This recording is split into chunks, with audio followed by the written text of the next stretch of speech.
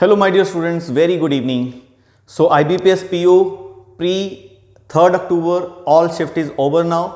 तो अब कन्फ्यूज़न है जिनका आज पेपर हुआ कि कितनी कट ऑफ जाएगी, मेंस के लिए क्या करें, और जिनका अभी आगे होने वाला नेक्स्ट डेट्स पे उनके लिए ये इंपॉर्टेंट है कि आज के एग्ज़ाम में क्या क्या आया.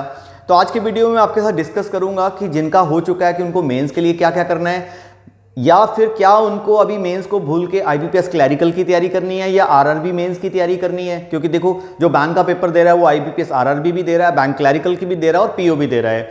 और स्ट्रैटेजी क्या रहेगी मेंस के लिए, हमें रीजनिंग ज़्यादा पढ़नी है, मैथ्स ज़्यादा पढ़ना है या जीके ज़्यादा पढ़ना है, तो आज के वीडियो में डिस्कस करते हैं. तो सबसे पहले तो उन स्टूडेंट्स के लिए जिनका आज जो है पेपर हुआ सारी शिफ्ट में, कईयों को ये भी लगता है कि हमारी शिफ्ट में पेपर डिफिकल्ट आया, किसी शिफ्ट में पेपर आसान आया, तो क्या कट ऑफ रहेगी, तो क्या हमें मेंस की तैयारी करें, क्या पता हमारा उतने मार्क्स बन ही नहीं रहे हैं. तो सारी शिफ्ट का जो एनालिसिस है वो हम देखते हैं सबसे पहले. तो सबसे पहले 3rd अक्टूबर की जो ऑल शिफ्ट्स हैं, मोर और लेस देखो एक आधा चैप्टर आगे पीछे हो सकता है कि रीजनिंग जो है पेपर वॉज इजी. सबसे पहली इंपॉर्टेंट पॉइंट ये है कि पेपर जो है एक्सपेक्टेड लाइन से बहुत ज़्यादा इजी था. लास्ट ईयर की अगर आप IBPS PO 2019 की बात करें तो मेरिट कम गई थी.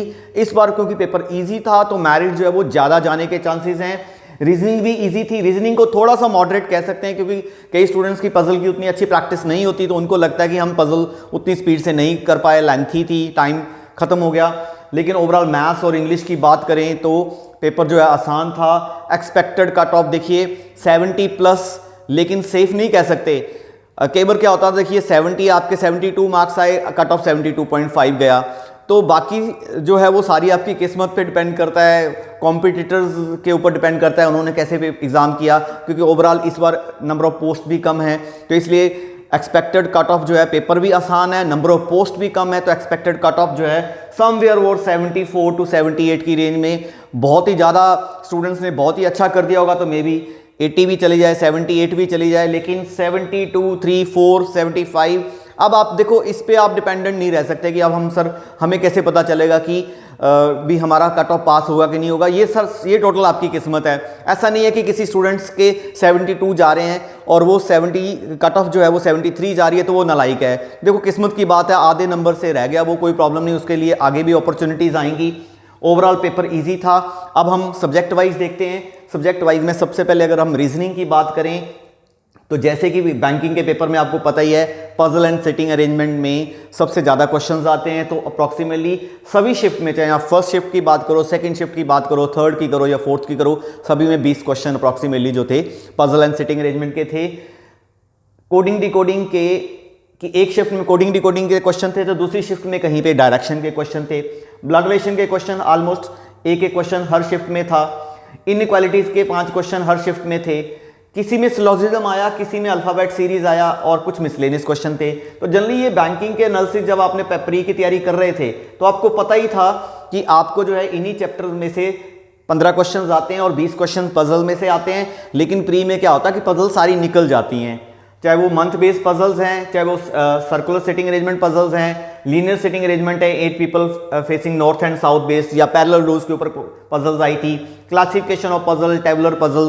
तो हर टाइप की पजल में से एक एक दो पजल्स आई थी और वो पजल्स ऐसी थी जो पेपर में निकल रही थी. मींस आपको ऐसा नहीं था कि नहीं निकल रही थी. किसी एक स्टूडेंट की एक आधी पजल नहीं निकली वो अलग बात है, लेकिन मैक्सिमम क्वेश्चन जो है वो निकल रहे थे. नेक्स्ट आ गया हमारा मैथ सेक्शन. मैथ सेक्शन में जैसे आपको पता कि जो बैंकिंग के पेपर हैं उसमें प्योर मैथ्स कम आता है, DI बेस्ड पेपर रहता है जनरली. तो DI के 15 क्वेश्चन थे. क्वांटिटी क्वेश्चन के भी हर शिफ्ट में 5 क्वेश्चन थे. अप्रॉक्सीमेशन एक शिफ्ट में अप्रॉक्सीमेशन के 5 क्वेश्चन थे, तो दूसरे में जो मिसिंग नंबर या रॉन्ग नंबर सीरीज के क्वेश्चन थे 5. अर्थमेटिक वर्ड प्रॉब्लम के टोटल 10 क्वेश्चन थे ऑलमोस्ट हर शिफ्ट में. मिक्स हर टॉपिक में से. आज आप ये नहीं कह सकते कि किस शिफ्ट में से क्या क्वेश्चंस आए, ये सारा मैथ्स जो है वो कवर करता है. अर्थमेटिक तो एक एक दो दो क्वेश्चन जो है सब में से थे. और DI में टेबुलर थे, लाइन ग्राफ थी, कैसलेट थी. ये सारा जो है ओवरऑल इसका लेवल भी जो इजी था.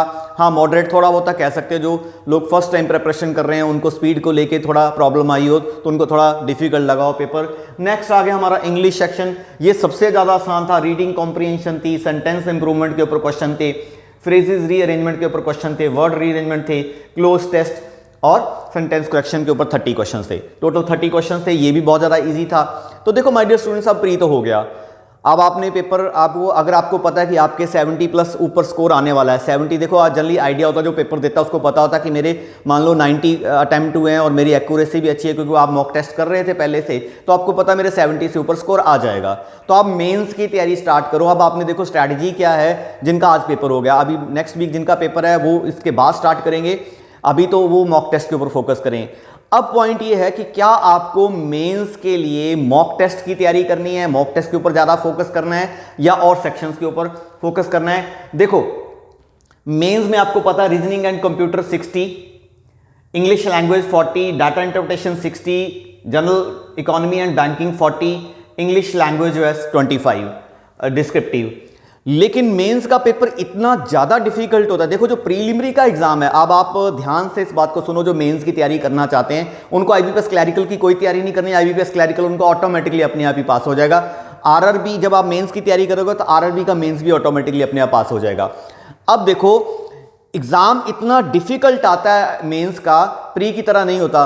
आप कट ऑफ की बात देखोगे 60 में से लास्ट ईयर जो है 7 मार्क्स कट ऑफ थी जनरल कैटेगरी में। इंडिविजुअल कट ऑफ की बात करें, इंग्लिश में 14 थी, इंग्लिश का पेपर थोड़ा इजी था। डीआई की 5 थी, बैंकिंग की या जनरल जीके की 8 थी, और जो कॉम्प्रिहेंशन आपका जो डिस्क्रिप्टिव पेपर उसकी 10 थी।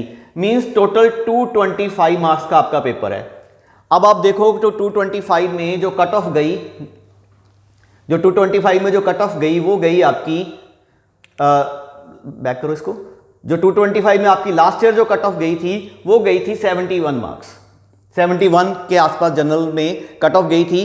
तो आउट ऑफ 225 आपके 71 मार्क्स से ऊपर कट ऑफ जारी है। मीन 30% के आसपास जो है वो मेंस में जो क्वालिफाई कर रहा है उसको इंटरव्यू कॉल लेटर आ रहा है। तो हम ये कह सकते हैं कि जिसके 100 मार्क्स आए थे या 105 मार्क्स आए थे, 110 मार्क्स आए थे, वो फाइनल मेरिट लिस्ट में भी था अगर उसने इंटरव्यू में अगर ठीक परफॉर्म किया होगा।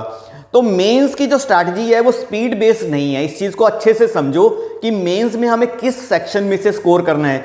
मेंस में देखो रीजनिंग में अगर 7 मार्क्स की कट ऑफ जारी है तो आप देखो आपसे एक पजल भी नहीं हुई, मींस अगर वहां पर 6 पजल्स आई और एक भी अटेम्प्ट नहीं हुई, ऐसा भी हो सकता है कि आपसे वहां जाके एक भी पजल सॉल्व ना हो। तो मेंस की जो स्ट्रैटेजी है वो इस तरीके से बनती है कि सबसे इंपॉर्टेंट मेंस क्वालिफाई करने के लिए सबसे इंपॉर्टेंट है और जो सबसे आसान होता है वो है जीके एंड बैंकिंग। ये सबसे इंपॉर्टेंट सेक्शन है। तो आपने जो अब सबसे ज्यादा फोकस करना है वो करना है जीके और बैंकिंग सेक्शन के ऊपर। देखिए अगर आप 75 मार्क्स लेके आ रहे हैं तो ऐसा तो नहीं है कि आपको मैथ, रीजनिंग और इंग्लिश नहीं आती है। मैथ, रीजनिंग और इंग्लिश आता है तभी आप 100 में से 75 मार्क्स स्कोर लेके आ रहे हैं।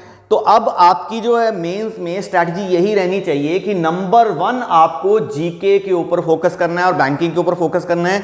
और अभी पिछले 2-3 साल की अगर आप पेपर का एनालिसिस देखेंगे तो बैंकिंग में स्टैटिक बैंकिंग कम आ रही है, करंट बैंकिंग टाइप के क्वेश्चंस ज्यादा आ रहे हैं। मीन जब आप करंट अफेयर पढ़ रहे हो तो उसी में बैंकिंग करंट अफेयर आपका कवर हो जाएगा और अप्रोक्सीमेटली आपको 6 मंथ्स का करंट अफेयर करना है। मीन अगर आपका नवंबर में एग्जाम है तो टिल एग्जाम जो है तो नवंबर और अक्टूबर और सितंबर का जो करंट अफेयर है ये तो आपने बहुत अच्छे से करना है।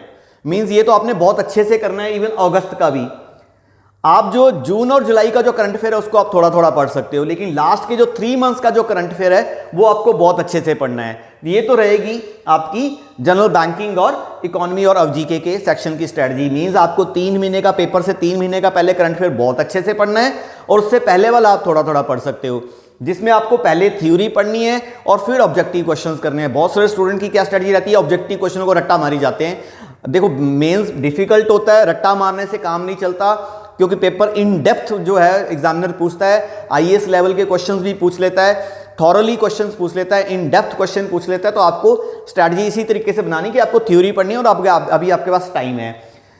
रीजनिंग सेक्शन में क्या होता है कि रीजनिंग सेक्शन में आपको जो पजल है उसके अलावा जो क्वेश्चंस आते हैं उनके ऊपर फोकस करना होता है। मींस जैसे इनपुट आउटपुट हो गया, सिलोजिज्म हो गया, आपका अजम्पशंस, आर्गुमेंट, इन सेक्शन के ऊपर जो है फोकस करना है। मींस जो बाकी 10-15 क्वेश्चन जो वो आते हैं उनके ऊपर फोकस करना है। और पजल में भी आपने अभी घर पे कोई भी टाइम लगा के पजल को सॉल्व नहीं करना है। आप पजल को सॉल्व करना शुरू करो, डिफिकल्ट से डिफिकल्ट लेवल की जो है पजल्स उनको करो। आपकी वहां पर अगर किस्मत अच्छी हुई, अगर आपकी 1 या 2 पजल्स भी आपकी निकल गई तो आपके 15-20 नंबर आ जाएंगे और मेरिट में आप 100 प्लस से ऊपर चले जाओगे। DI में ऐसा है कि DI में जो मैथ्स जो मेंस में जो DI आता है वो सिंपल नहीं आता। जो मैथ्स क्वांट बेस्ड जो DI आता है, जैसे चैप्टर बेस्ड मींस एरिया अपना टाइम एंड वर्क में से DI बना दिया या प्रॉफिट एंड लॉस में से DI बना दिया, उस टाइप का जो DI है वो आपने अच्छे से प्रैक्टिस करना है। कैलकुलेट बेस्ड जो DI है वो आपने अच्छे से प्रैक्टिस करना है। और DI में भी ऐसा ही होगा कि अगर 5 क्वेश्चंस हैं एक DI में, अगर आपकी अच्छी प्रैक्टिस है तो आपने 1 या 2 क्वेश्चन जो है हर DI में से ट्राई करने। अगर आपको DI समझ आ गया तो क्या होता है कि लेंथी कैलकुलेशन वाले क्वेश्चन आते हैं मेंस में, तो आपने 2 क्वेश्चन अटेम्प्ट करने की कोशिश करनी है। अगर आपको 5 DI आ रही हैं तो आप 2-2 क्वेश्चंस कर रहे हो तो आपके 10 नंबर आ गए, और 10 नंबर जो है आप इधर उधर से सीरीज वगैरह में से ले सकते हैं। इंग्लिश में देखो, इंग्लिश में आपकी टोटली किस्मत है। इंग्लिश की जो है आप आसान आ गया तो आपका कट ऑफ जो है वो ज़्यादा भी जा सकता है। जैसे लास्ट ईयर थोड़ा आसान था तो कट ऑफ ज़्यादा गई थी। लेकिन डिस्क्रिप्टिव के लिए आपको स्पेशल तैयारी नहीं करनी है कोई भी। आप डिस्क्रिप्टिव जो है थोड़ा बहुत एक आधा ऐसे एक आधा लेटर जो है थोड़ा सा जो करंट टॉपिक है, जैसे कोविड है, वुमेन के ऊपर है, ये सारे टॉपिक, एनवायरनमेंट के ऊपर है, ये टॉपिक प्रिपेयर कर सकते हैं आप। हमारी ब्राइट एकेडमी की जो साइट है उस पर जो है जो यूट्यूब चैनल है उस पर हमने करंट अफेयर के पिछले 6 से 7 मंथ्स के करंट अफेयर के वीडियोज़ डाले हुए हैं। आप उनको एक एक करके आराम से देखिए, अपने नोट्स बनाइए, थॉरली उनको पढ़िए और अच्छे से स्ट्रैटेजी बनाइए। और नेक्स्ट रह गया आपका बाकी आपका, आई थिंक कि आपको समझ आ गया होगा। तो हमारे चैनल पे हम मेंस का एक फ्री ऑफ कॉस्ट बैच भी बनाएंगे, ब्राइट एकेडमी के स्टूडेंट्स के लिए भी बनाएंगे, जो आउटसाइडर करना चाहते हैं उनको भी हम करवाएंगे। और भी अगर आपको कोई डाउट है मेंस को लेके कि सर कैसे तैयारी करनी है, तो आप हमारा ये जो व्हाट्सएप नंबर है 9988442200, इस नंबर पे आप जो है हमें व्हाट्सएप कर सकते हैं। जो ब्राइट एकेडमी के स्टूडेंट्स हैं वो तो बिल्कुल आंख बंद करके निश्चिंत हो जाओ। आरआरबी मेंस का भी बैच होगा आपके लिए स्पेशली, IBPS PO का भी मेंस का भी होगा, IBPS क्लैरिकल का भी होगा। सो आई होप अब आपको आज अच्छे से नींद आएगी। जिनके 70+ मार्क्स हैं और जिनको लगता है कि मेरे मार्क्स तो 50 ही आने, वो IBPS क्लैरिकल की तैयारी करो। So all the best, thank you very much, God bless you all.